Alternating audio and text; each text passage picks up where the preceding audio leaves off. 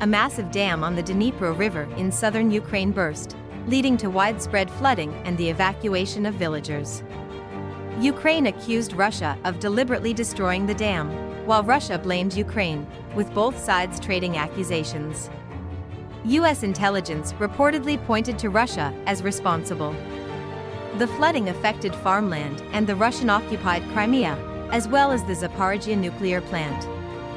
The dam's destruction disrupted front lines and posed a humanitarian disaster as Ukraine prepared for a counteroffensive against Russian troops. The United Nations Security Council was set to discuss the situation, and NATO and UN officials condemned the dam's destruction.